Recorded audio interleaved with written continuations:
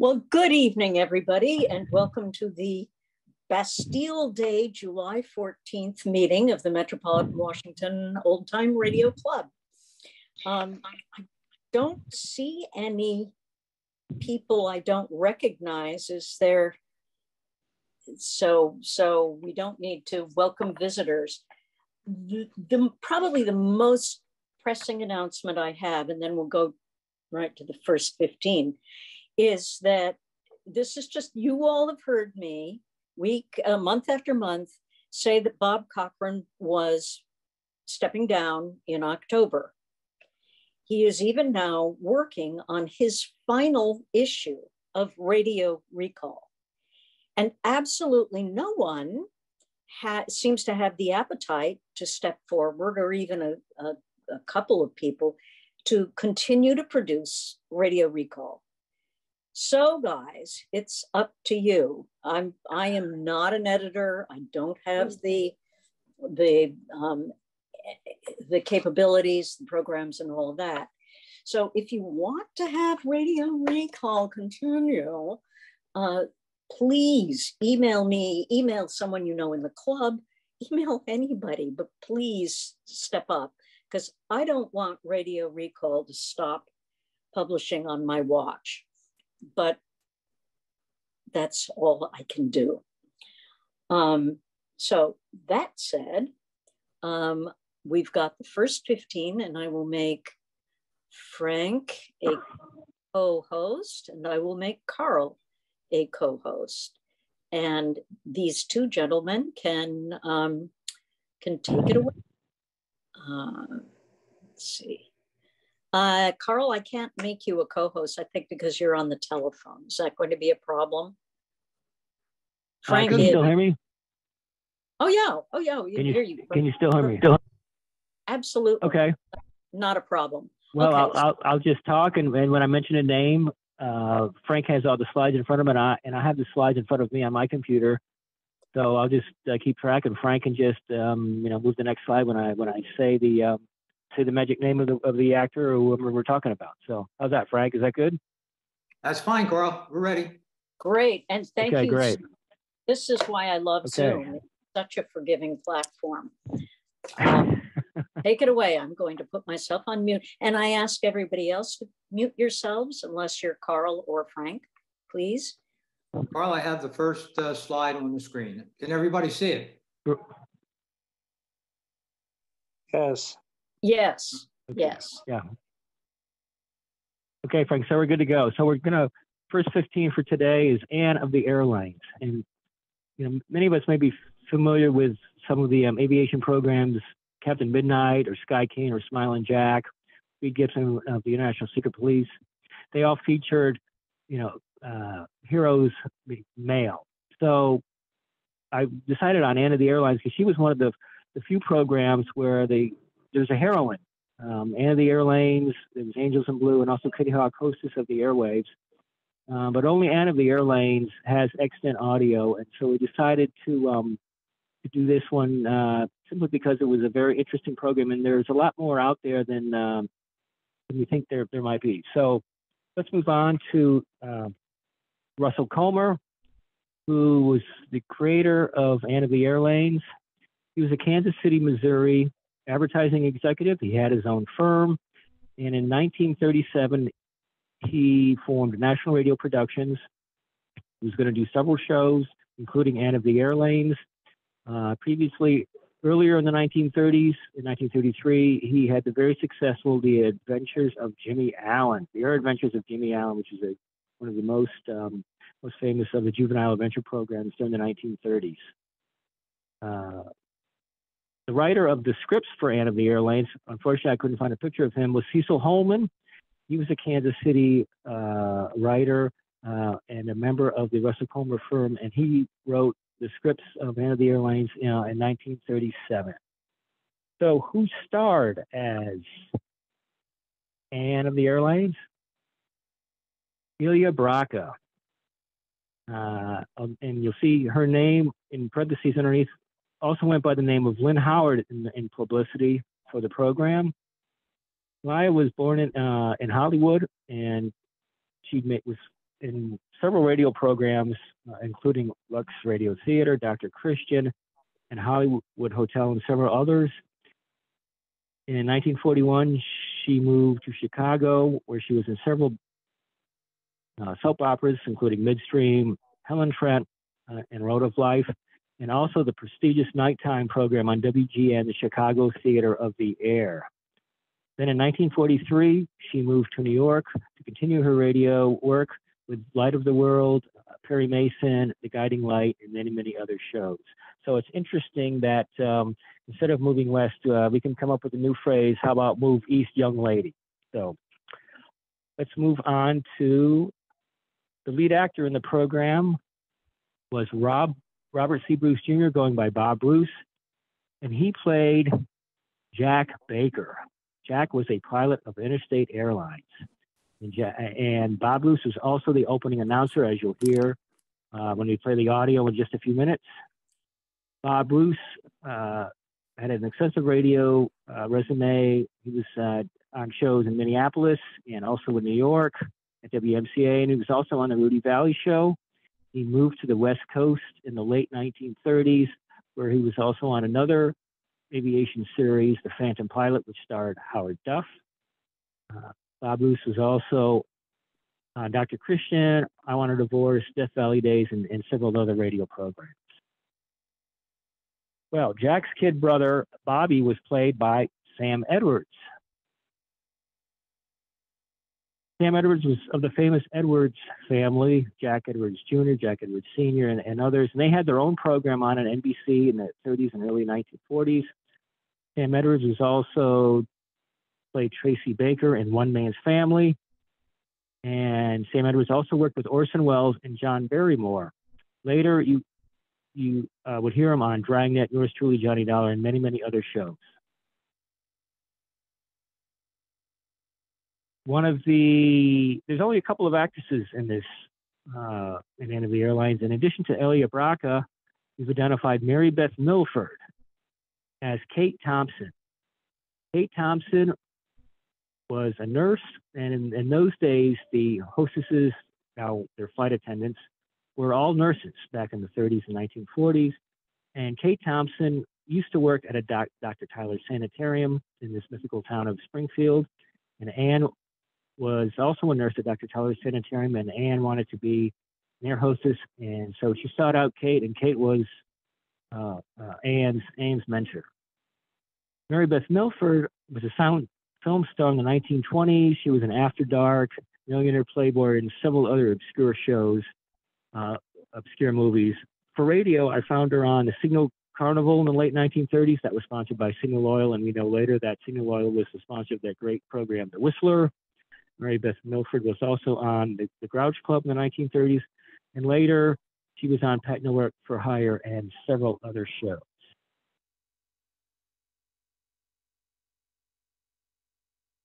One of the actors who identified, of course, is probably well known to all OTR fans, John Gibson. He played Pete. And Pete in this series is a pilot of one of the other planes that follows Jack. There's two it's kind of confusing.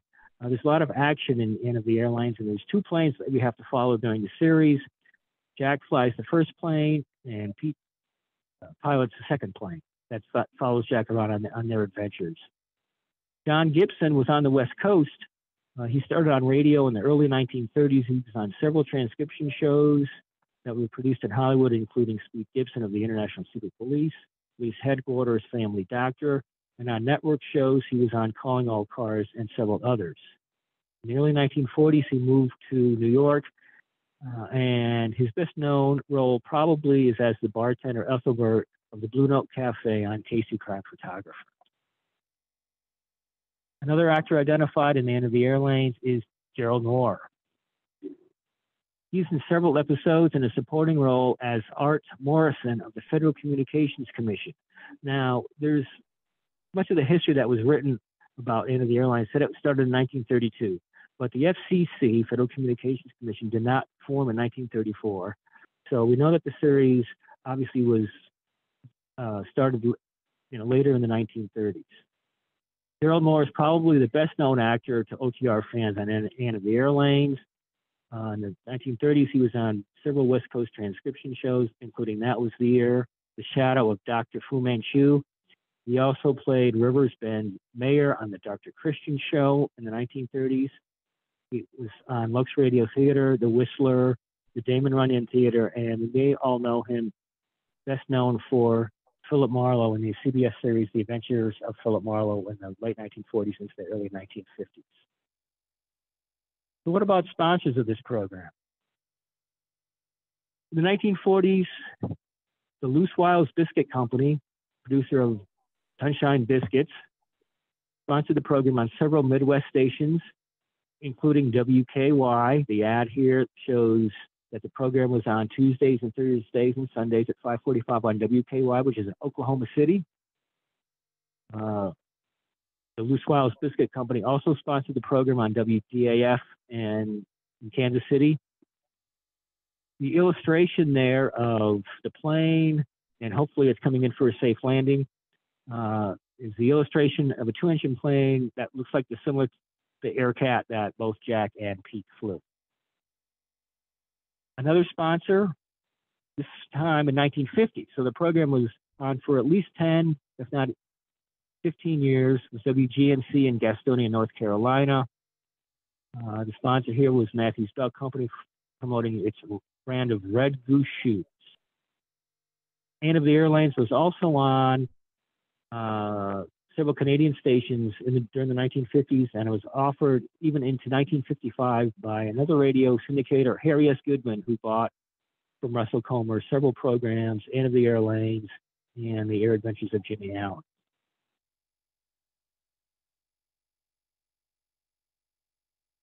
The Loose Wiles Biscuit Company had a couple of premiums, and they sent out this nice certificate of enrollment, which boys and girls interested in the program could write and become members. And it's interesting that this certificate was the star certificate, Ilya Braca. I think that was very interesting. And of course, it is signed by her alter ego, Ann Burton and Jack Baker. And under Ann's name and Jack's name are two little pins, and these were also offered as premiums. One on the left, of course, for the girls, and right on the right for boys. Before we get to the audio, I just wanted to explain a little bit about the background and the history of the program. There's a lot of action. It moves up basically all over the world. We selected episode number 31 of 65. So it's about halfway through the series, and I selected this episode because it has a lot of dialogue with the two leads, Jack and Ann. In the first several episodes of the series, the program was in Springfield, the mythical town of Springfield in the Midwest. It could be Illinois, Missouri, or some other Midwestern state. At Dr. Tyler's Sanitarium, where Ann and Kate are involved, and Jack Baker is involved in a car wreck, ends up at the sanitarium. He is kidnapped and is forced to fly his plane to the Florida Keys, where they encounter a hurricane, and then to South America. He's kidnapped by two thugs, which we'll learn about in this episode. And Pete pilots the second Aircat and follows Jack to the Florida Keys and to South America. And I think we're ready for the audio. Very good.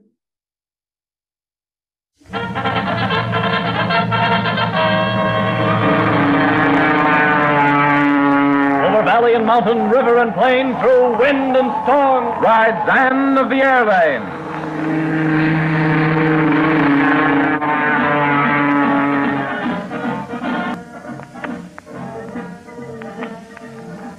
Landing on a small island off the coast of South America in the vicinity of the equator to investigate a distress signal, Jack Baker and Ann Burton with the two smugglers, Vic and Joe, find a lone castaway, already unconscious with thirst and exposure to the terrific heat.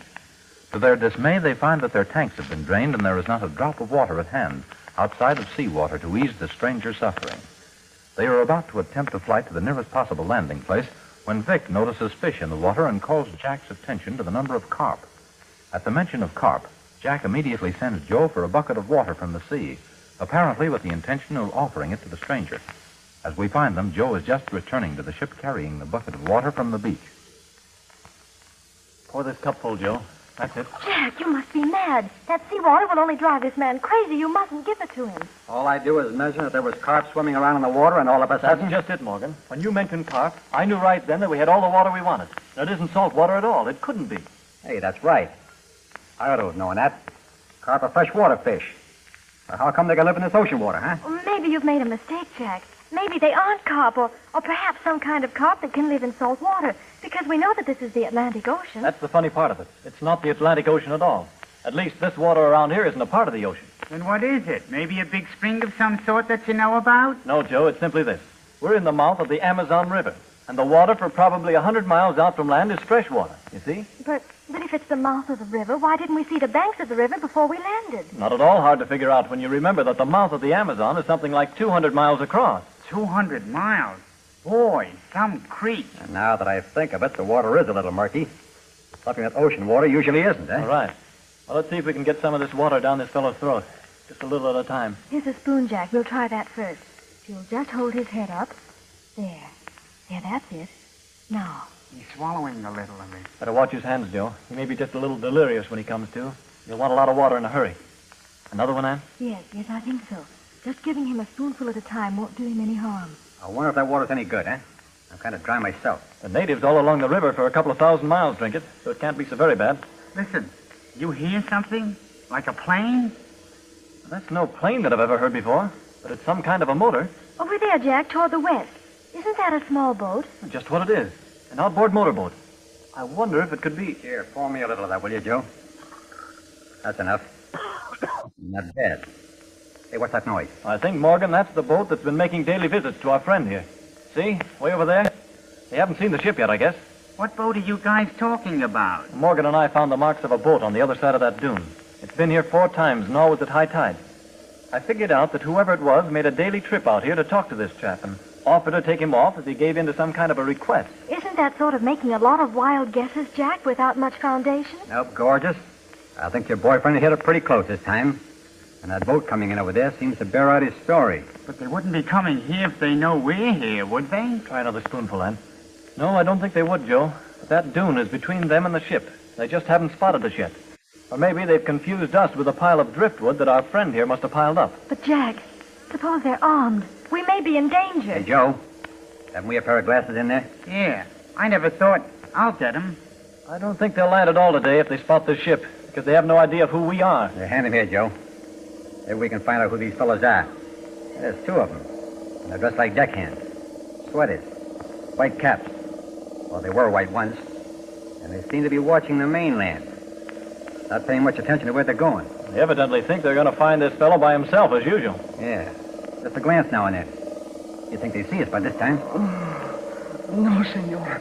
I will not tell you where it is. He's coming, too. I think I have another one of those amyl nitrate capsules I'll give him. There. Yeah, this ought to bring him around. Those fellows happened to land here before they noticed us. We may be in for a scrap. Gosh, maybe this is my lucky day. I need something like this to sort of limber me up after all this airplane riding I've been doing. There's a name of some kind on the front of that boat. No. You cannot make me go back with you. I tell you what you ask is impossible. For hundreds of years, it has been the secret of the Cardoses. I will die first. Take it easy, old-timer. You're among friends. Another little sip of this water. What? But you must torture me once again. Go. I beg of you, let me die here, but do not torture me. Looks kind of like the story was okay, Jack. Somebody has been giving this guy to work. Wait till they land and I get my hands on them. Well, you're not going to get a chance, Joey. They've spotted us. They're turning around. Yeah, I can make out the name now. Rita. Look at them go, and I never got a chance at them. They're sure skipping that boat over the swells. Well, we don't have to worry about them. I'm not so sure about that, Morgan. The mainland is not very far over there. It might be they have a bigger boat and a few friends. They may figure on bringing help. Master. No, not too fast. There, that's better. You're all right. We're friends. But I do not understand, senorita. Who are you? Who are these men? Where did you come from? Now, just relax, old fellow. There's plenty of time to get acquainted. Let's moisten that throat again. Now, here you are. Yeah, that is so good, senor. But yes. It comes to me now. You're in that airplane, no? That's right. You waved your sash at us, remember? Yeah, I remember now. I think you're not going to land. It is too much for me. I faint like a schoolgirl. You'll pardon me, senorita. Cool. And you, senores, for being such a weakling. Oh, gosh, fella. Anybody's liable to faint after they ain't had anything to eat or drink for 4 or 5 days. I am as you say. Without food or water for days. They come to torture me by showing me water and food. Hey, Joe. What's the matter with dragging out one of those sandwiches? Might hit the spot. Wouldn't hurt him, beautiful. No, I don't think so, if he takes it slowly. Okay. Have you one in a minute? This is all so unexpected. 1 minute I think I am dying from thirst. The next I find myself in the hands of friends. It is almost too good to be true, Senorita Beautiful. Is your name? No, I'm afraid not. I'm Ann Burton, and this is Jack and Vic. And Joe will be back here in a second with something for you to eat. Senorita Anna, and Senores Juan, Vic, and you, Jose. 1,000 gracias. Thanks from me, el Senor Don Luis Antonio Cardoso. Well, here you are, Don. Nibble on this. You'll feel better. Oh, no. The name it is not Don. It is Louis I am called. Okay, Louis. Handle that sandwich slow now. Yeah, I understand. But tell me, how is it you find me? Just happened to see you, that's all. Louis, you don't happen to know how long it takes for the tide to go down here, do you? But yes, Senor Juan. The tide, it rises fast here, and also it falls quickly. Though I do not know why. I think I understand that. We're in the mouth of the Amazon. The tide backs up a lot of water, and then lets go with a rush. Joe, you better grab a couple of buckets of that water and put it in that tank. Might be kind of handy in case something else happens. Okay, Vic. And I'll screw the lids on, too. Never mind about that. Just get the water. But, senores, you cannot. That water is not fit to drink. That's what you've been drinking, Louis, old boy. Agua fresh? But I do not understand. Well, it so happens that this island is in the mouth of the Amazon. And there's a stream of fresh water that runs for miles out into the Atlantic. Fresh water? Ah, yes. I see it now. And all this time I have suffered, had I but known. We didn't know it either at first, Senor Cardosa. Do you feel stronger now? Yes, thank you. I think I can walk now. Don't be too quick, Louis. Here. Now, all right. I know. Vic, take his other arm. All right, now. There you are. How's that? Oh, the legs. They are, as you say, a little shaky. But perhaps my strength will return. It won't take long now. How does the tide look, Joe? Say, that thing goes down just about as fast as it comes in. Take a look, Jack. I think we'll have enough room. I think we better have enough room.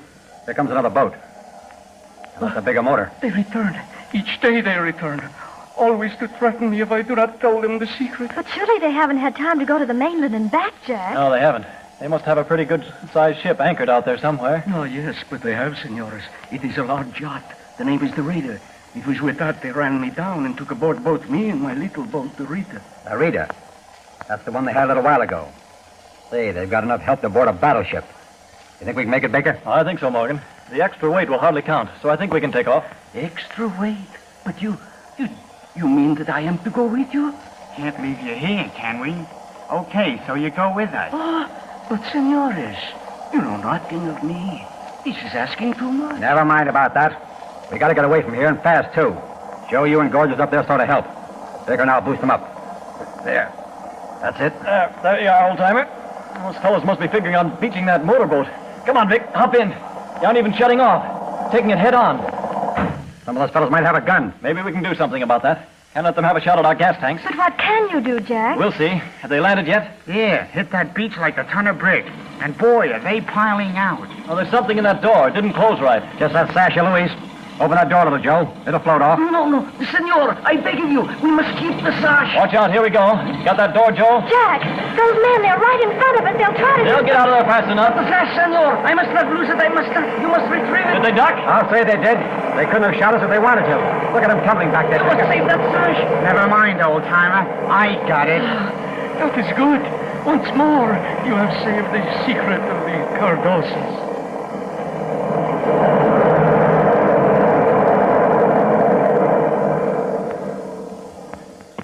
Once more, Jack Baker and Ann Burton are in the air. But what is the secret that Louis Cardoso wishes to keep? And who are the men who would wrest it from him? Is the sash the key to the mystery? Perhaps before they say farewell to Senor Cardoso, we shall learn more of him and the secret that nearly cost him his life. Tingling with thrills, loaded with adventure, will be the next episode of Anne of the Airlanes.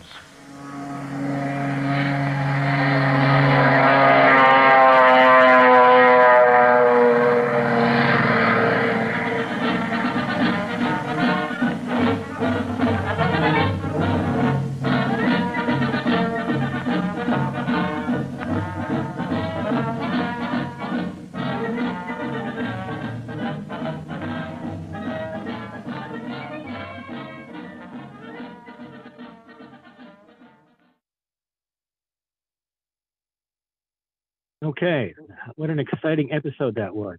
All right, so they're in South America, and they eventually make their way to South Africa. And of course, the smugglers, Joe and Vic, are diamond smugglers. So Jack and Ann and company are involved in diamond mines in South Africa, and it's really a fantastic series.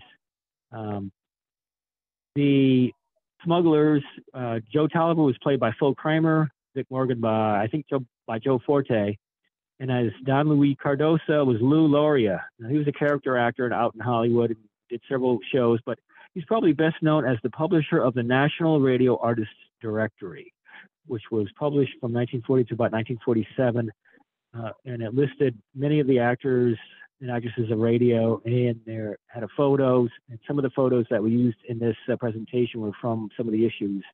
Those issues are great for the radio researcher, and they've really come in handy for my research and for others.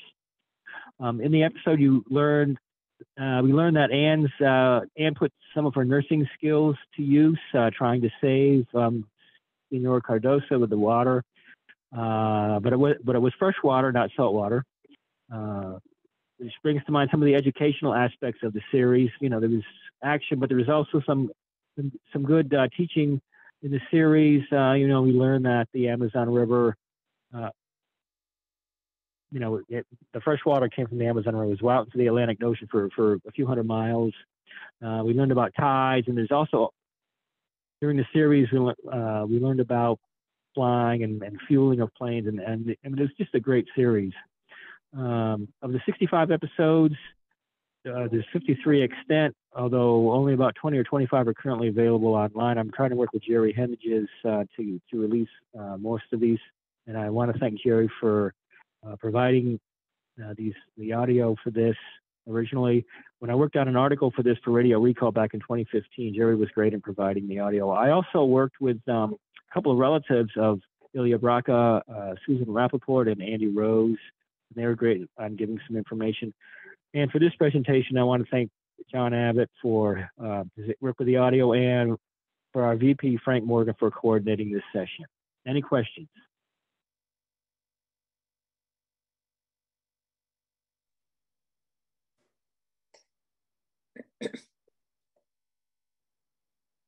I can't see the screen because we still have the slide up.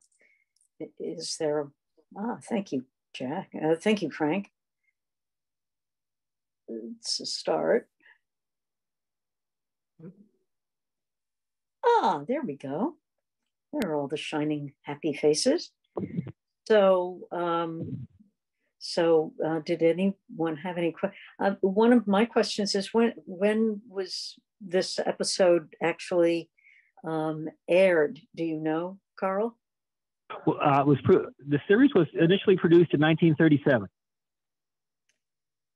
And so episode 31 may have been, well, the program was syndicated for almost 20 years. So this could have it could have been played in 1937 or 47 or as late as 1955. But it was originally recorded in Hollywood in 1937 or 1938.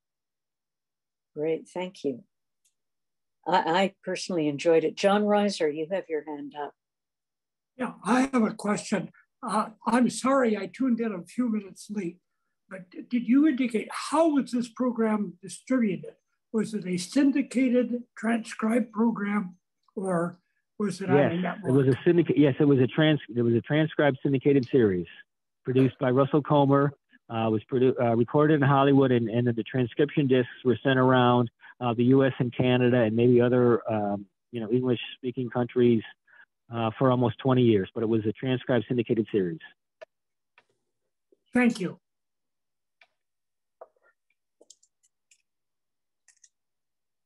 Any other questions? I personally enjoyed it immensely, Karl. Thank you so much. And I like your slides too. They're really wonderful.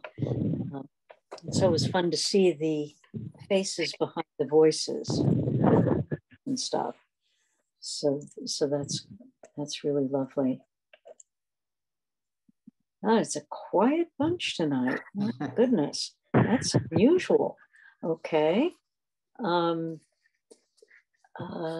Well, if there are no, Frank, you don't have any questions. I can usually count on you for one or two questions. Well, because I worked with Karl on it, he answered all my questions as we put it together.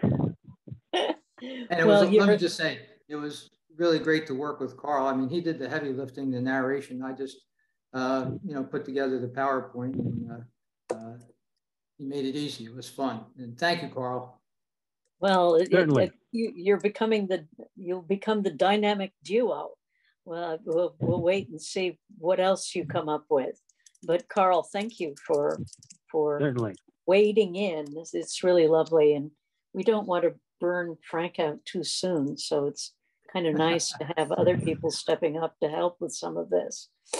Well, if there are no further questions, or any questions, it's probably just about time to move to the quiz, the questions.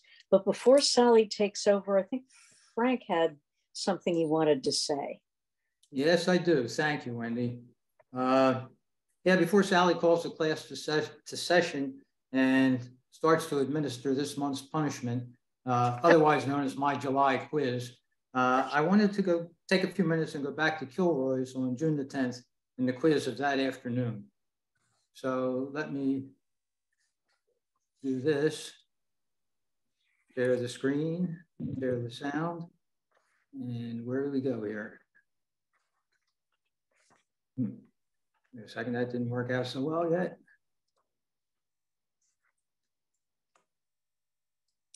There we go. Now, why is it doing that? Okay. There we go. Okay. Fine. There's a screen. Everybody see that now? Yes, a big black square. That's it. All okay. Right. Well, the very first question that afternoon was, Go back to having in person.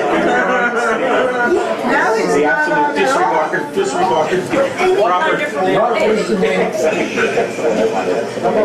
Number one. What was the name of Jack Benny's tenant? Tenant. Oh, that's tricky. Oh my goodness. It's going to be one of those nights. Oh my gosh. He was a very funny character. We'll take your word for it. Was it voiced by Mel Blanc? A month number two. all right, we're going to get this right.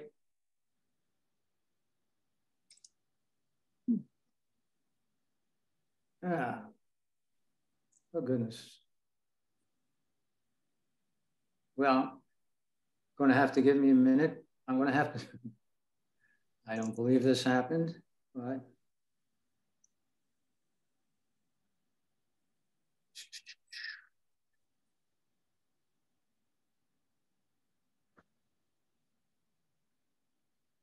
It's a computer. They're designed to do that. Yeah, to screw me up.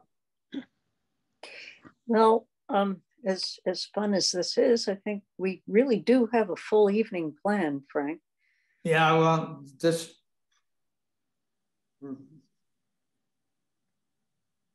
Okay, now, can you see that? Yes, no? No. Nada. All right, we're gonna have to Shoot. Maybe you can do it next month. All right. Yeah, we've got a lot to do. We do. I'm sorry about that. No, no problem at all. No problem. So Teach, you want to get on the stick and start doing some testing here? I will if you give me hosting privileges. All right, you've got them. Ask and it shall be given you. Let's see, Sally. Give me the power. No, we won't mute her. Give me the power. You got the power.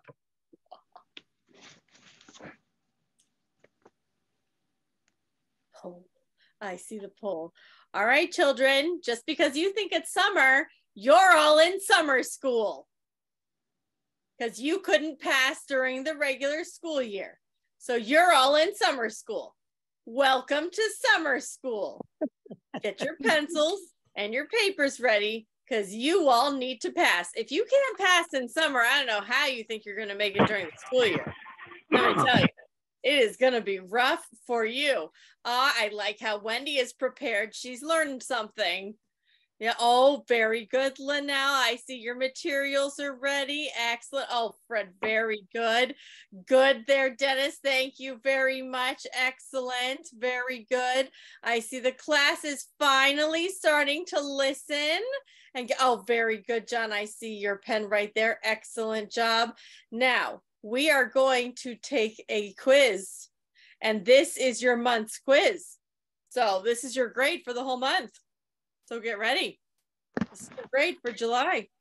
Yeah. You're going to send it home. It's good. Might have a big star. Might not. We'll see.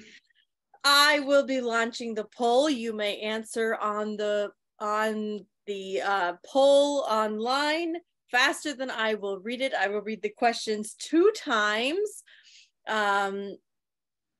Let me get this launched. Launching poll. You say you're from where? Number 1. Herbert Morrison was in Lakehurst, New Jersey, when he broadcast the Hindenburg disaster. For what city and station was Morrison covering the event? A. New York, WOR. B. Philadelphia, KYW. C. Chicago, WLS. D. Pittsburgh, KDKA.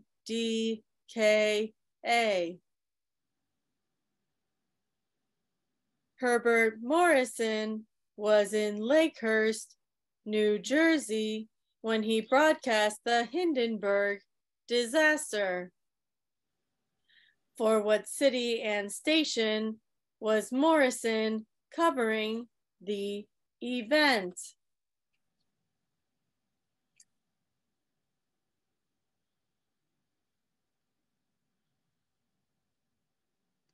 Number 2.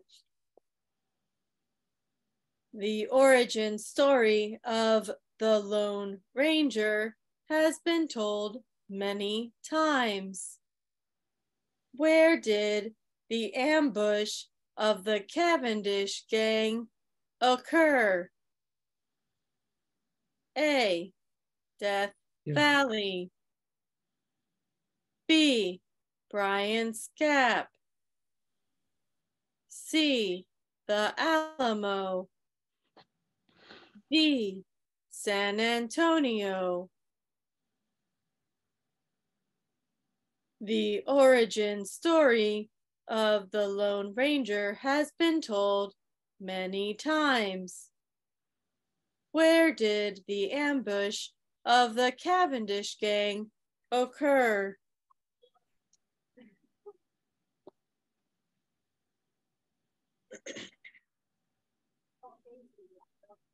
Number 3.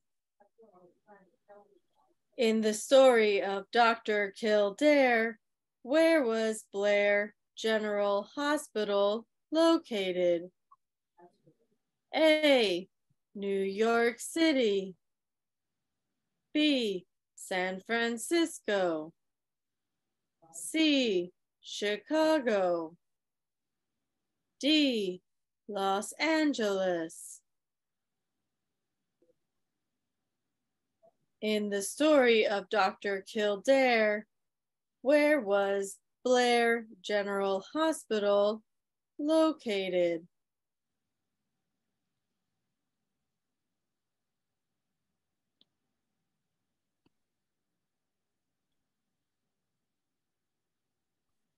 Number 4. The first Nighter program spoke of the Little Theater just off Broadway, but the program wasn't broadcast from New York. Where did it emanate? A, Detroit. B, Chicago. C, Los Angeles. D, Seattle. The first Nighter program spoke of the Little Theater just off Broadway, but the program wasn't broadcast from New York.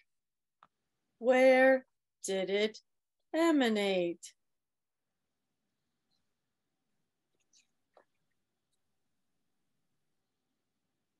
Number 5. Pine Ridge, Arkansas was the fictional home base of what radio program? A, Vic and Sade. B, The Easy Aces. C, Lum and Abner. D, Dick and Dorothy. Pine Ridge, Arkansas was the fictional home of which radio program?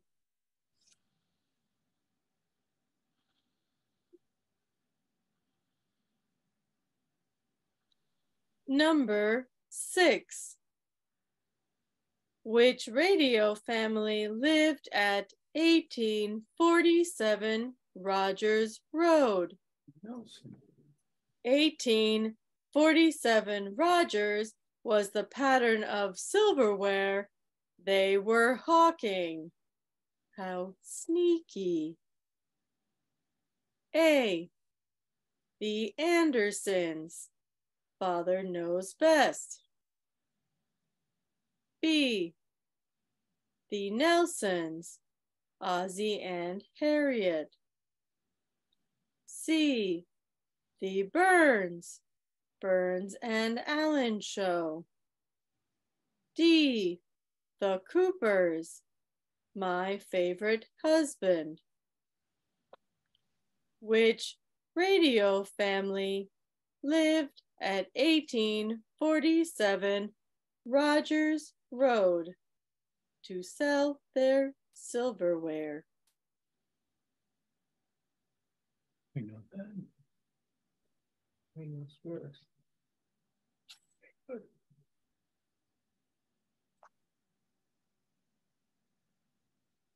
Number 7. This eerie program was broadcast from Oklahoma City, Oklahoma, on the NBC network. What was it? A, The Mysterious Traveler. B, The Hermit's Cave. C, Murder at Midnight. D, Dark Fantasy.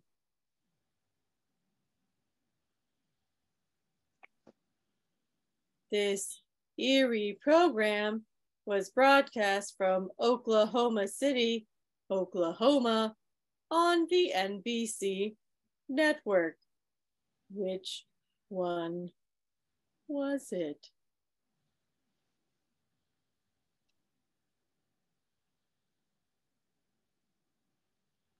Number 8. The Carlton Hotel was a focal point for which of the following shows? A. The Big Show. B. Have Gun Will Travel. C. Hollywood Canteen. D. Frontier Gentlemen. The Carlton Hotel was a focal point for which of the following shows?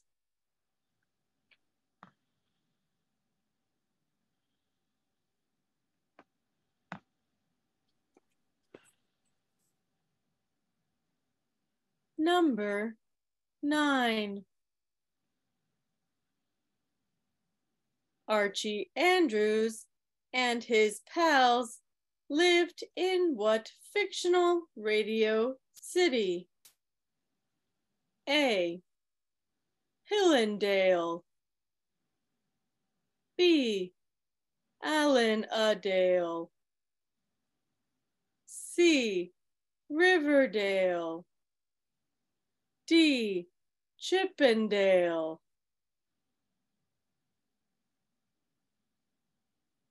Archie Andrews and his pals lived in what fictional radio city that ends in Dale?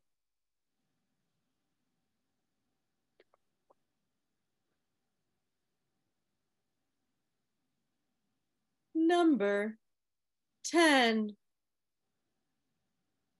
She had an apartment on Park Avenue and a detective for a boyfriend. Who was she? A. Nancy Bowen. B. Margot Lane. C. Helen Asher. D. Mary Wesley. She had an apartment on Park Avenue and a detective for a boyfriend. Who was she?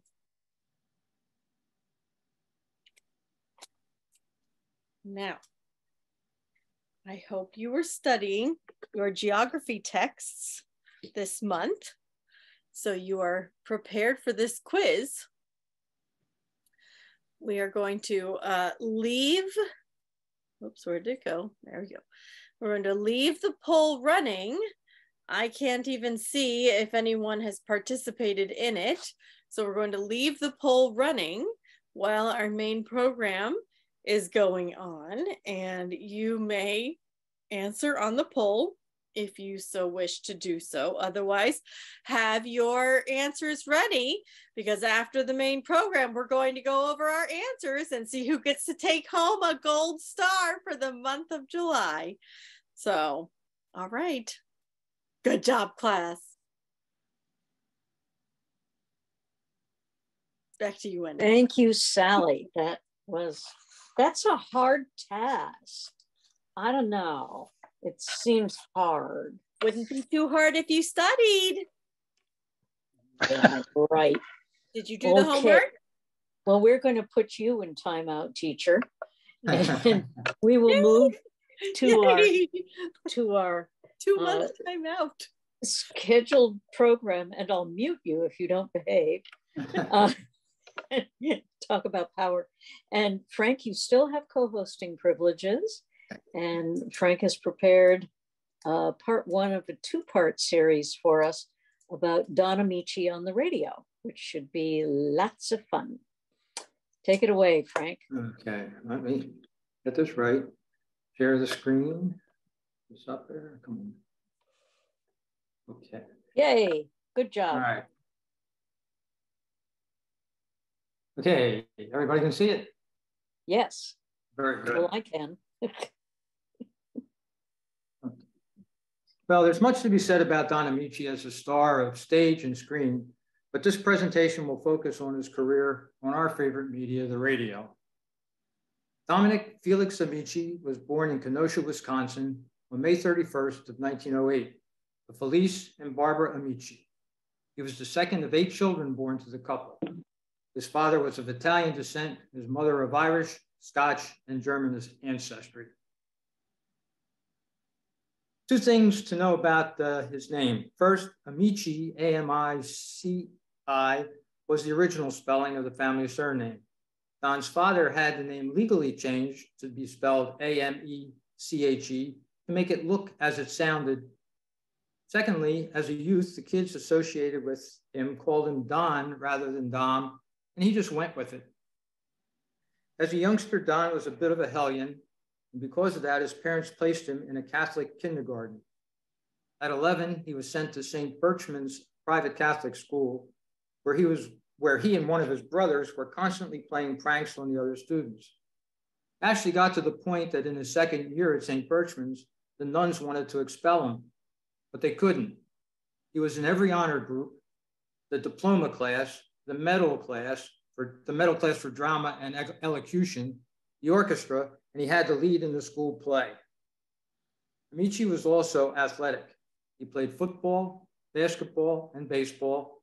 He also played golf and swam. Now, Ameche's education took many twists and turns. At 13, he entered Columbia Academy, which he attended for 4 years.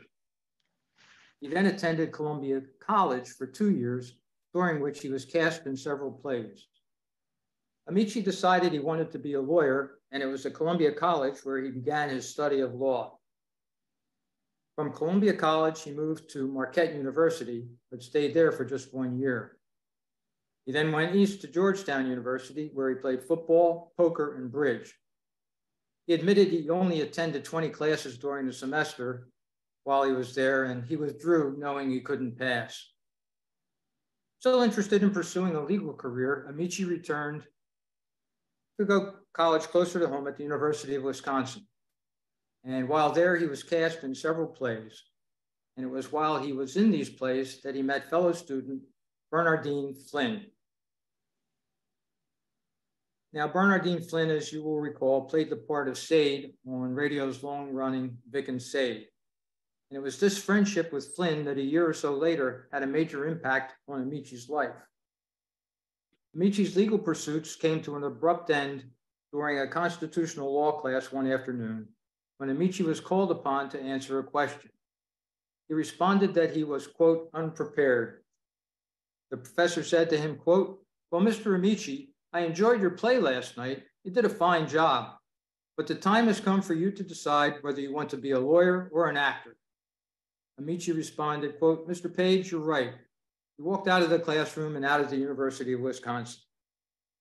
So now out of school, he began his pursuit of professional acting. In 1929, he got a job for 20 weeks with a traveling company that paid him $35 a week. When that job ended, he decided to give New York a try.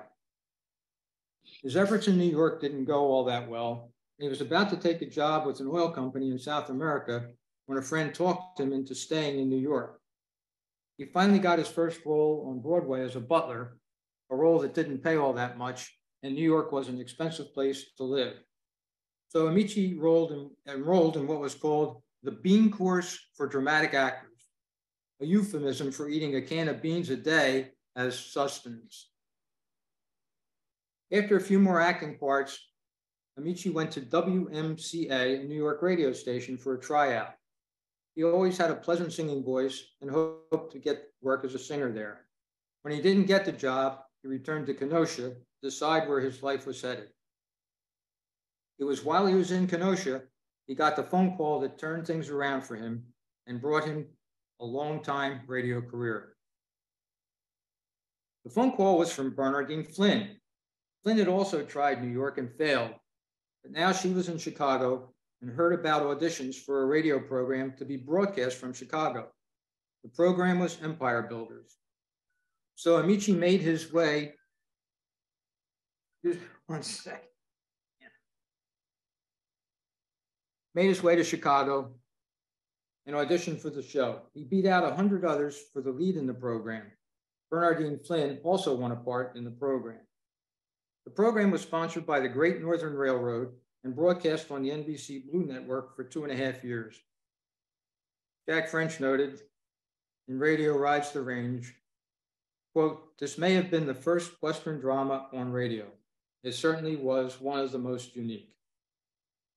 On the show, Ameche played a variety of characters. He called the show, quote, "one of the most realistic and gripping radio dramas ever produced because the sound effects were so authentic. For example, if the producer wanted the sound of stamping feet, a large group of men would be hired to tramp around the building while the show was on the air." In the episode of the program that I'm going to play, Ameche plays a Mexican outlaw, Joaquin Marietta. And in the graphic, you can see the sound effects for Empire Builders. The sound effects people were actually on the roof when they weren't there. And in the studio, you can see the orchestra and how the stage was set up. So here's the episode of, part of the episode of Ameche as Joaquin Marietta on Empire Builders. Buenas noches, my amigo Jim. It is a beautiful night, no? This moon, the stars, oh, it is muy bonita. Well, Joaquin, when a fella starts talking about the moon and the stars, I begin to wonder where he's a-going to on a beautiful night like this. Jim, you have ojos buenos. How you say? The good eye? All dressed up, ain't you? I bet you're going to a fandango. I heard tell us how you was the best dancer in California. Oh, now who tell you all these nice things about me, eh? I tell you, no one knows how Joaquin dances. Because no one knows it is Joaquin who dances. Now, I have always been your friend. Say, son, why don't you listen to some good advice? Why don't you quit this life you're leading and go back to Mexico and settle down? Go back to Mexico? Yeah. Settle down? Oh, I think of that very often, my friend.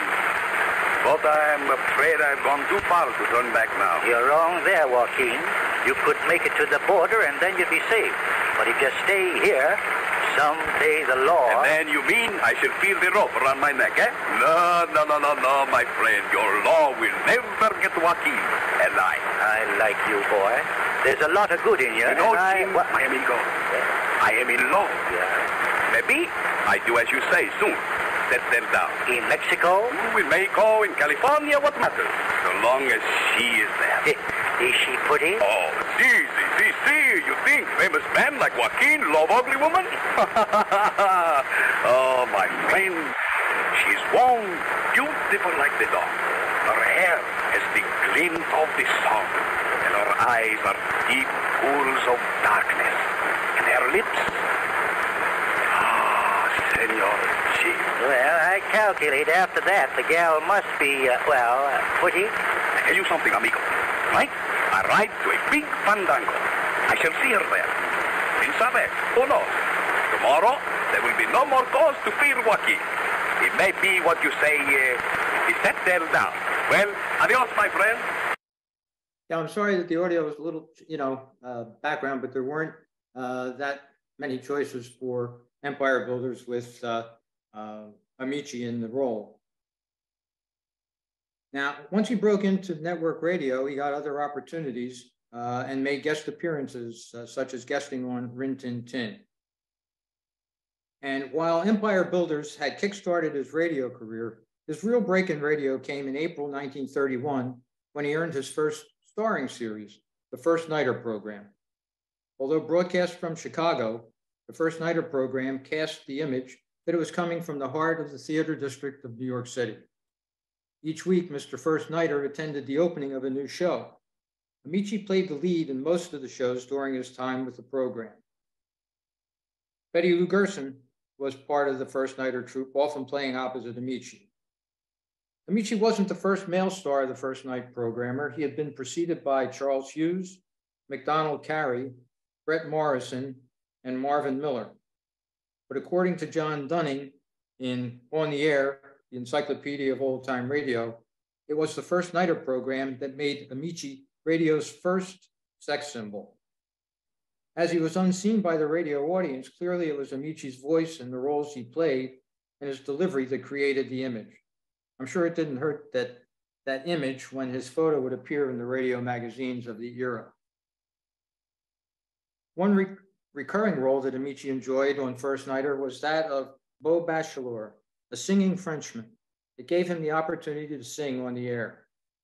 Unfortunately, I was unable to locate any episodes of the First Nighter program featuring Ameche, but here's the typical opening of the program. This slide is Barbara Luddy and Olan Soule, who were the featured performers on the First Nighter program for several years. So here's the opening of the First Nighter program. Theater time. Broadway is buzzing with excitement and eagerly waiting to welcome an opening night performance at the Little Theater off Times Square. There'll be a crowd of onlookers and autograph fans on hand at the entrance to greet the celebrities who always attend the premiere on the Great White Way. So let's not miss a minute of the excitement. It's just a short walk around the corner. Will you join me? There are lots of uniforms in the crowd tonight at Broadway and 42nd Street. Shall we cross the street here?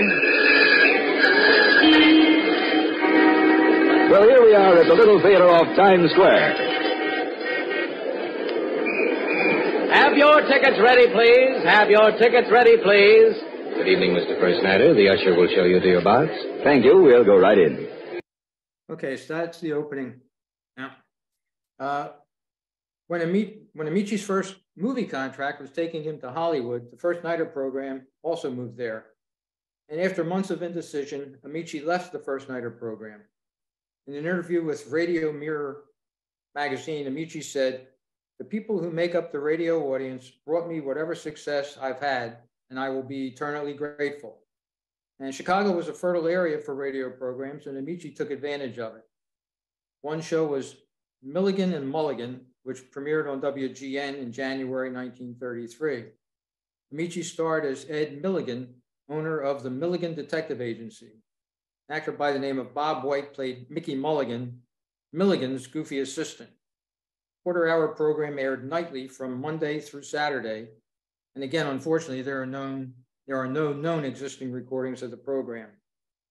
So while the nights were filled with Milligan and Mulligan and the First Nighter program once a week, Ameche also found work in daytime with a lead in the daily soap Betty and Bob. Betty is a secretary who falls madly in love with her boss, who of course is Ameche. When they marry, he loses his inheritance.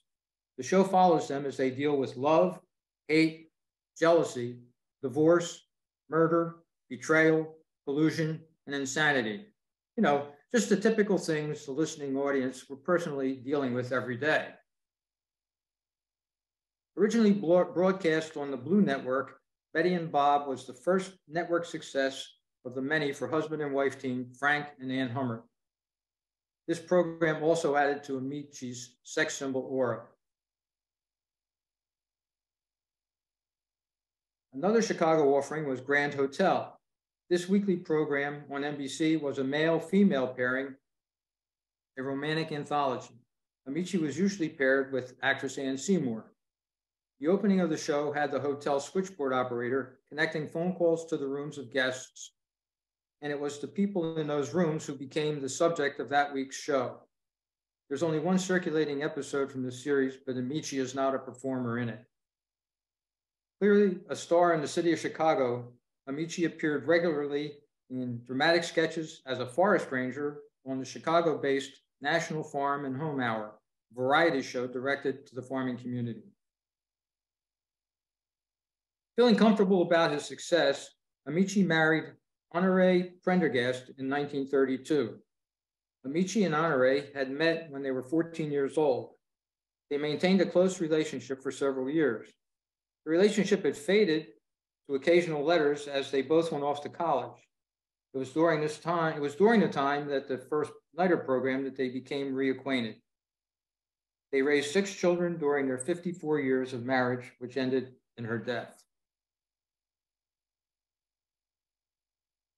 After a hiatus of a few years as a regular radio performer, Ameche returned to weekly radio as the host and skit participant on the Chase and Sanborn Hour.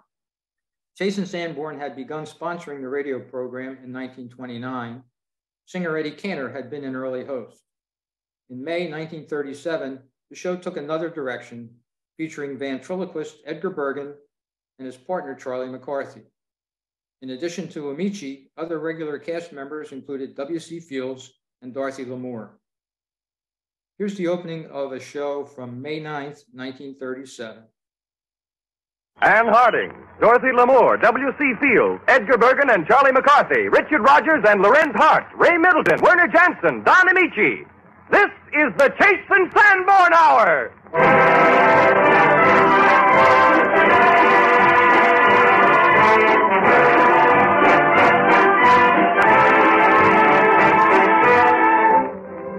This is the Chase and Sanborn Hour, and this is Don Ameche.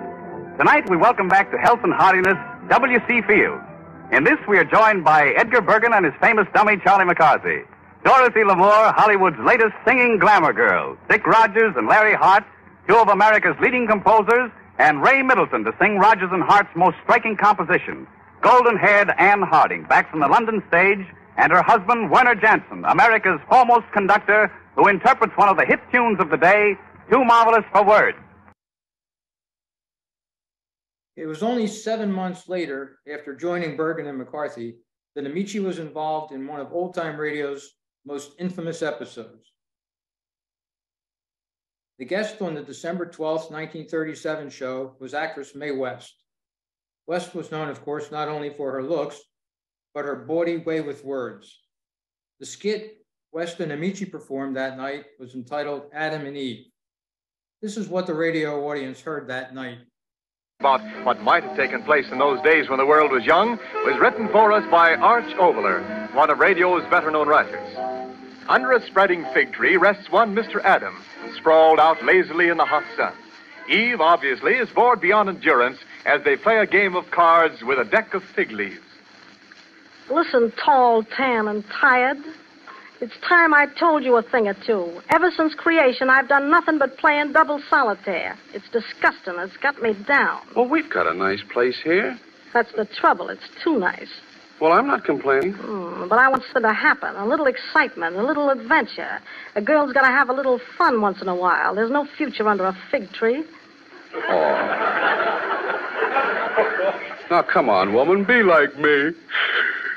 Why don't you relax and just take it easy? Because I'm a lady of big ideas. Yeah, what kind of ideas? Oh. You've no idea. Listen, Adam, I've got to get a chance to expand my personality. Well, go on, expand. I will, out there. Out there? You mean outside the gates of the Garden of Eden? Now you're talking. Oh, but who knows what's out there? I'd find out. Oh, no, we can't go. We've still got a lease on this place. You mean...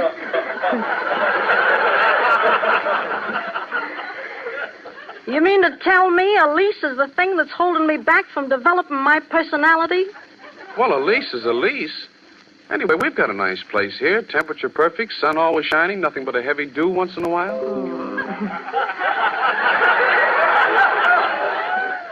What are you, the Chamber of Commerce? Oh, go away and let me sleep, will you? Listen, Adam, I tell you got to get me out of this place. You got to break the lease. Yeah, but what for? This is Eden. Everything is peaceful and quiet and safe. That's the trouble. It's too safe. I tell you, it's disgusting. Well, what are you talking about? Adam, you don't know a thing about women. Oh, you apparently forget you were originally one of my own ribs. Yeah, a rib once, and now I'm beefing. Me, I know everything about women. That's covering a lot of territory. Listen, long, lazy, and lukewarm. You think I want to stay in this place all my life? I do, and I tell you, you're one of my ribs. Yeah, but one of your floating ribs. Couple of months of peace and security and a woman's board all the way down to the bottom of a marriage certificate. Well, then what do you want? Trouble? Trouble. Listen, if trouble means something that makes you catch your breath, if trouble means something that makes your blood run through your veins like salsa water, Adam, my man, give me trouble. Oh, Eve, you don't want trouble. Now, tell me the low-down truth. Ain't there any way you can break our lease? Well, yes, there is. But I won't tell you. No? No, this is paradise. Free light, free heat, free meals. What else could a man want? Answer me that. I got a couple of good ideas if you'll tell me how to break the lease. No, I won't do it. Oh, Adam. What? Come on over here.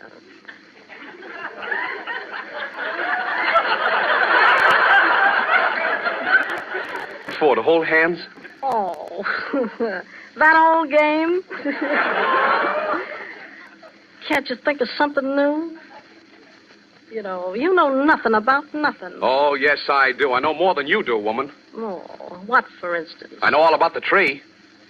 What tree, man? What tree? That apple tree in the middle of the garden. The lease says that if we eat any of its fruit, we get thrown out of here. Oh, now is that a fact? Sure, that's why there's a fence around it. I tell you, one bite of those apples and we get a dispossess. How fascinating. Adam, you can hold my hand now. No, I got a better idea. Oh, yeah? I'm listening. I'm waiting. What are you going to do now? I think I'll go fishing. Oh. How disgusting. Now, wait a minute. You can't talk to me that way. Do you realize I'm man number one? Yeah, but I am number one man. Well, I'll see you around supper time. I'll be back. So that's the trouble. So it's a tree over there. Hello, tree. How would you like to do a little lease breaking for a woman with ideas, Not room enough to squeeze through those slats for a woman of my personality. Now, if I only knew someone skinny enough. Salutations, Oh, Mrs. Eve. if it isn't Mr. Snake. Hello, long, dark, and slinky. Mrs. Eve, why are you standing by that tree? Stop wiggling and I'll tell you. Listen, I know you don't approve, but I've got a little proposition to make. I certainly refuse to listen. What is it? Do you think with the proper provocation you could squeeze through that fence around the tree? That's the forbidden tree. Oh, don't be technical. Answer me this, my palpitating python. Would you like to have this whole paradise to yourself? Certainly. Okay, then pick me a handful of fruit. Adam and I'll eat it. And the Garden of Eden is all yours. What do you say? Sounds all right, but it's forbidden fruit. Listen, what are you, my friend in the grass or a snake in the grass? But forbidden fruit. Are you a snake or are you a mouse? I'll do it. Now you're talking. Here, right in between those pickets. I'm stuck. Oh, shake your hips. There, now you're through. I shouldn't be doing this. Yeah, but you're doing all right. Now get me a big one. I feel like doing a big apple.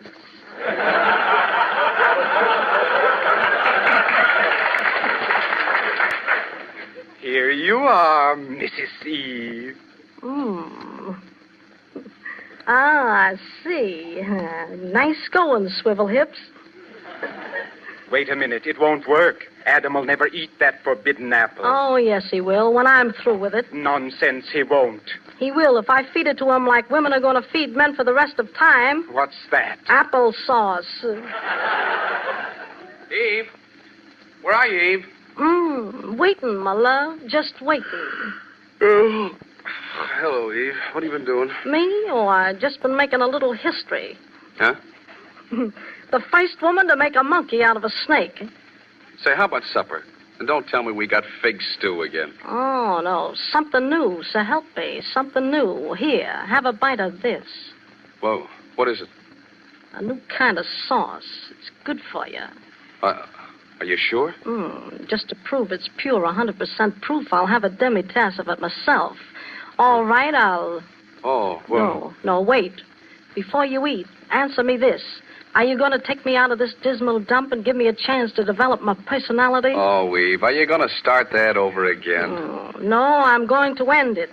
Eat your sauce, big boy, and hold your hat if you got one. Oh, say, this is darn good sauce. Where did you find it? Oh, my head. What happened to me? We've been dispossessed. Yeah, but why? Forbidden apple sauce. Oh, Eve, what have you done? I've just made a little more history, that's all. I'm the first woman to have her own way, and a snake will take the rap for it. But, Eve, we've lost the Garden of Eden. We're just... Eve, it's as if I see you for the first time. You're beautiful. And you fascinate me. Your eyes. Oh, tell me more. Your lips. Come closer. I want to hold you closer. I want to... You want to what?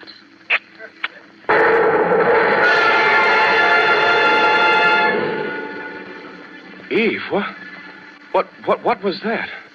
That was the original kiss.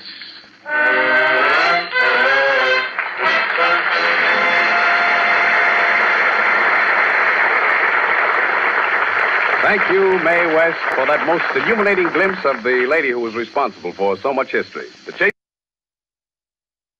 Well, as you heard, the skit was written by Arch Obler, and it had been approved by the NBC censors. After Ameche read the script, he said he wouldn't do it. Ameche gave in only after he was assured that West would play it straight, and he was threatened that he would be kept off the air. But as you know, it was the way that Mae West read it rather than the words that gave it the feel that it had and resulted in Mae West being kept off of radio for more than a decade. Now, the night of the show, Hollywood gossip columnist Hedda Hopper was in the studio, and she reported that she had never seen anyone as embarrassed as Ameche was that night. Ameche continued on the Chase and Sanborn show and its later iteration as the Charlie McCarthy show. And that's where we'll pick up the next time in August when we do part 2 of Don Ameche on the radio.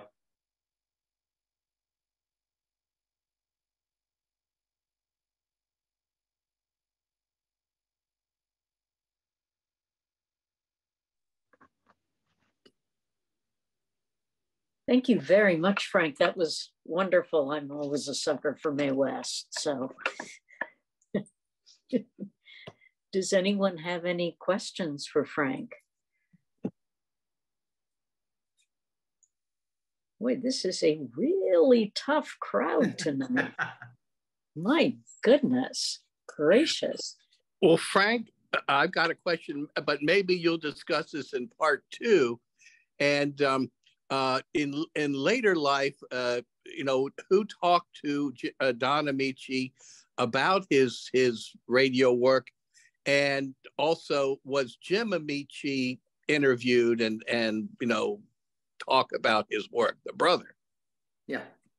There'll be a little bit about that because there was one Lux Radio Theater that they did together, and people complained because they thought Don Ameche was playing both parts because he and Don both not only looked alike but sounded very, very much alike. And Jim did a number of shows with, she's a favorite of mine, Betty Lou Gerson, and again, it sounds like Don Ameche with her. But yeah, I'll discuss that a little bit, part 2. Great, thank you.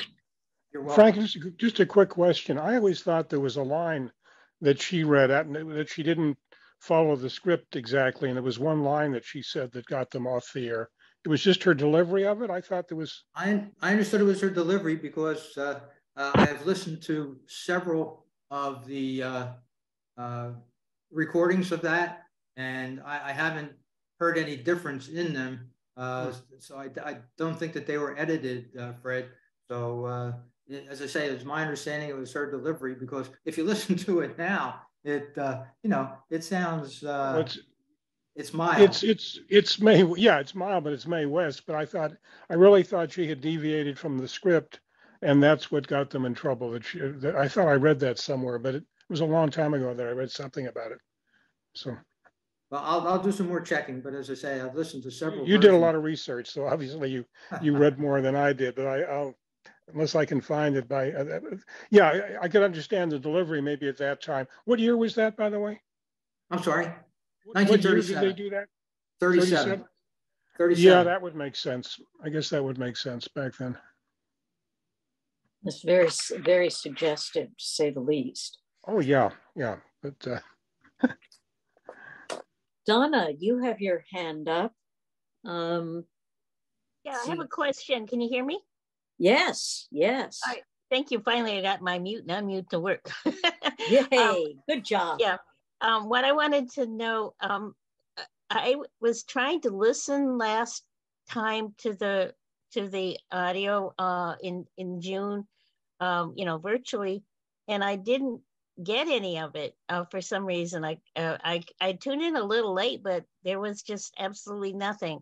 So I was wondering, was it provided virtually? Because then I kept looking for it to see if it would be on YouTube, and it wasn't provided on YouTube either. Right, it was the luncheon was in June. Right, but I meant like the quiz and so on. Right, we are still struggling with the hybrid component of the luncheon. Right. Frank did a lot of work to try to make that happen.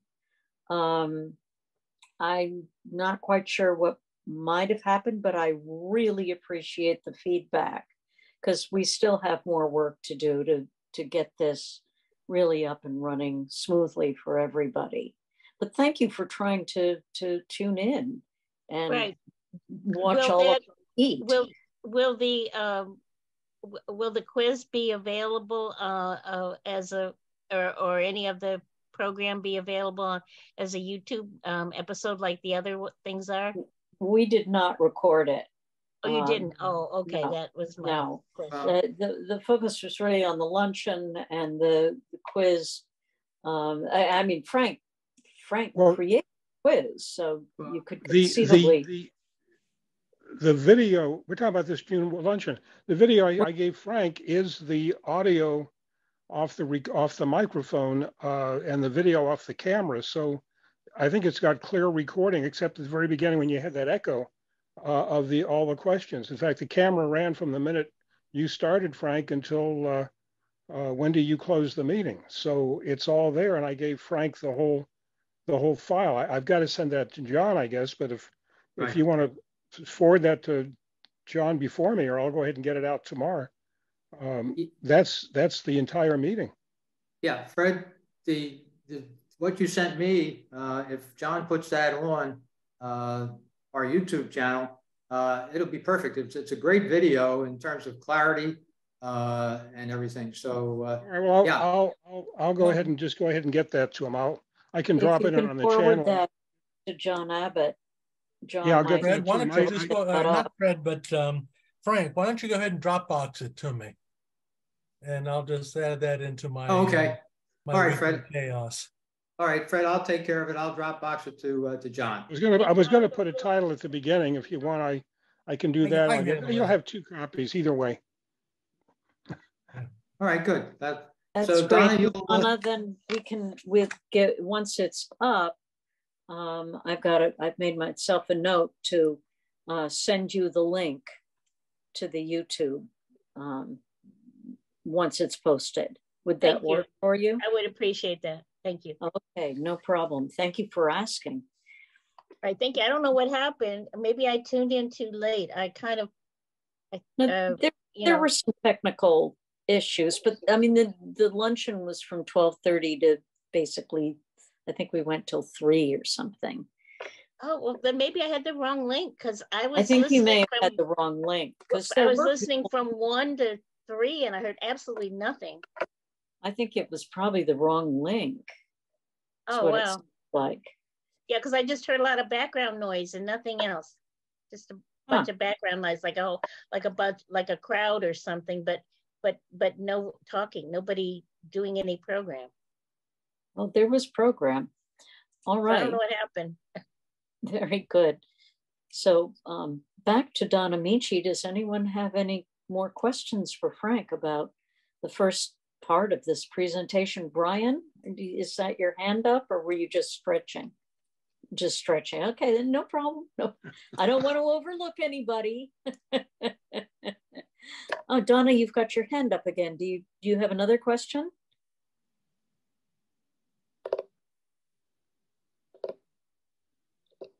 Donna? Let's see, we can't hear you, Donna. You're on mute.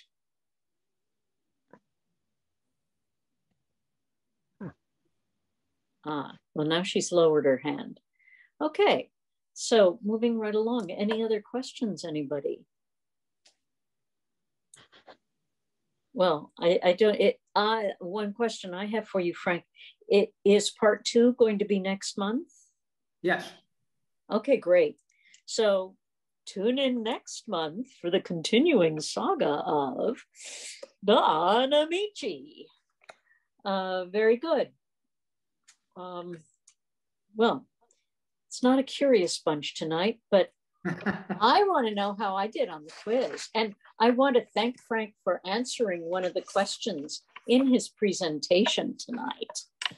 I noticed that, and I hadn't answered the question. So I went back and put the right answer in. I was paying attention. Sent mine in too soon then. Well, you can go back and fix it. I probably missed that. I know he said it, and I just realized afterwards I missed it again on what he said. All right, doesn't matter.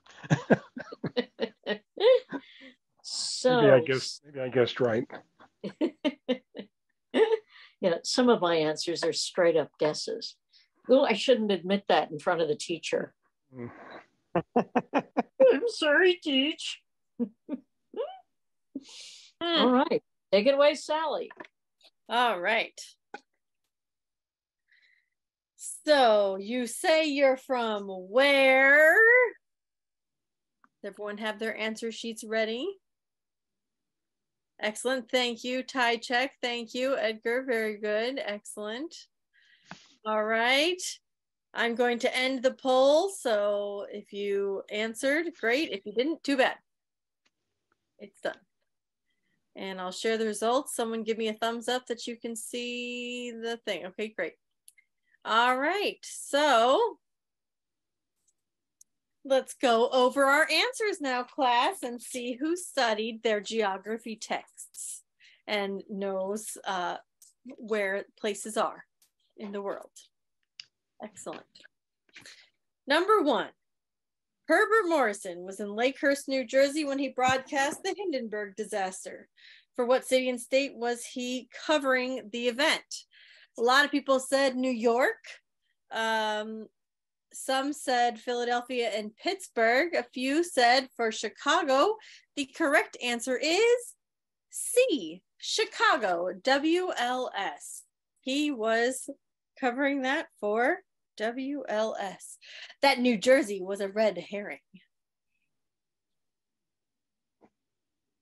Number 2.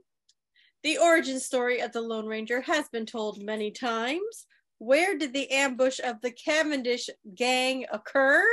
Nobody thought it was Death Valley or the Alamo. Some thought maybe it was San Antonio, but the majority went for Bryant's Gap, and good job. It was in Bryant's Gap. Now my question is Bryant's Gap made up so it could be wherever they wanted it to be?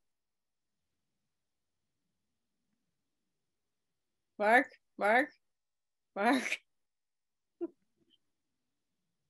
Yeah, they made it up, but it was in Texas because that's where the Texas Rangers were after Butch Cavendish. Good point. Tells you how much Lone Ranger I listen to. Not much. Number 3. Teachers don't have to take the quiz. We don't have to, but I do. All right, number 3. In the story of Dr. Kildare, where was Blair General Hospital located? We were all over the place. That hospital could have been anywhere. Who knows? But in actuality, it was in A. Good job to the 5 of you that said New York City. In New York City. Is that where General Hospital is located? Anyone who watches that? I have lots of follow-up questions today. Bonus points if you answer the follow-up questions. No one watches General Hospital. Well, I don't either. So I wouldn't be able to say if you were right or wrong. So there you go. Give yourself a bonus point if you even pretended to care. Number 4, the First Nighter program spoke of the little theater just off Broadway, but that program wasn't even broadcast from New York. I feel like all of my reality just came crashing down. Thanks, Frank. That just like destroyed all of the truths from radio. Where did it actually come from then if it wasn't actually coming from Broadway? Was it Detroit, Chicago, Los Angeles, or Seattle? Again, we were all over the place. If it's not from Broadway, who cares? Oh, the majority did win this time. Nice job to the 6 of you that said B, Chicago is the correct answer. It came from Chicago. That's a little off Broadway by like 1,000 miles or something. Number 5, Pine Ridge, Arkansas. Who lived there? Well, nobody went for Vic and Sade. Nobody went for Dick and Dorothy. Is that a show? Okay, Edgar's nodding yes. So, all right. I thought maybe you were just throwing that one in there for me. One person thought maybe it was the Easy Aces, but you couldn't fool the majority of us. We knew it was C, Lum and Abner. The Jot 'em Down store is there in Pine Ridge. We know that's where it is. And I think some things could be visited there, though I'm not sure how much is still standing. All right, number 6. Which radio family lived at 1847 Rogers Road? Boy, this was pretty tricky of the sponsors because that was the silverware they were selling, but who lived there? And thank you, Frank, for putting the name of the family and the name of the show, because I would have been like, who? I don't know, because it's not like I remember, my own name half of the day. So was it the Andersons from Father Knows Best? Was it the Nelsons from Ozzie and Harriet? Nobody thought it was the Andersons, by the way, on the poll. Was it the Burns from Burns and Allen? Or was it the Coopers from My Favorite Husband? We got a few for C and D, but the majority went for the Nelsons, and you are correct. I wonder how much silverware they sold and why it was called 1847 Rogers. Lots of questions about that. Number 7. This eerie program was broadcast from Oklahoma City, in Oklahoma, on the NBC network. Which one was it? The Mysterious Traveler. Oh, we were all over the place again on this one. We clearly had no idea. The Mysterious Traveler, The Hermit's Cave, Murder at Midnight, or Dark Fantasy. I was wrong too. But good job to, we had a tiny majority. Good job to the 5 of you that said D, Dark Fantasy, came out of Oklahoma City, Oklahoma. I don't know what that says about them, but good for them. Number 8. The Carlton Hotel was a focal point for which of these shows? Nobody thought it was The Big Show. The majority thought it was B, Have Gun Will Travel. And a few people thought it was Hollywood Canteen or Frontier Gentlemen. Where is the Carlton Hotel, you ask? Why, I don't know where it is, but it is in Have Gun Will Travel. Bonus points if you can identify correctly where it is. San Francisco. Oh, San Francisco. Good job.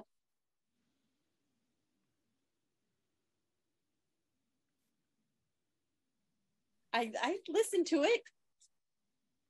I like detectives better. Number 9. Archie Andrews and his pal lived in which fictional radio city that ends in Dale? Hillendale. A couple of us thought so. Alanadale. Is that wasn't that an actor? No, he was. Is that a real place? From Robin Hood. He's a character in Robin Hood. Goodness. Oh, I was thinking of Alan Alda. Yeah. Well, I was going to use. You mix it up a little bit. It's close. I was going to use. Alan Alderdale, whatever. Or Riverdale, the majority goes for. You know, I was going to kind of pick Chippendale just because I liked it, but the truth is C is the correct answer, Riverdale. And maybe some of you knew that from the new show that they made. It's a little dark. If you like the radio show, I don't recommend you move to the television show. It's not going to be the same. Don't look for it to be the same. Number 10. Oh, this makes me so sad, class. I know this was put in here for me. Thank you, Frank. You're welcome. And I knew this one in class. I'm very disappointed. So you might all laugh at me by not knowing that the Lone Ranger was in Texas. Or that Have Gun Will Travel was obviously in San Francisco. However, this class certainly does not seem to realize who has an apartment on Park Avenue and a detective for a boyfriend. Who was she? We're all over the place. So I'm very disappointed in this class for not listening to enough of our detective radio programs, especially one of my personal favorites. Bonus points if you listen to it by next class time. That would be August. Some of you put in Nancy. Some of you put in Margot. Some of you put in Helen. Some of you put in Mary. You were all over the place. It's clearly Helen Asher. What is the program, you ask? Richard Diamond, Private Detective. Of course.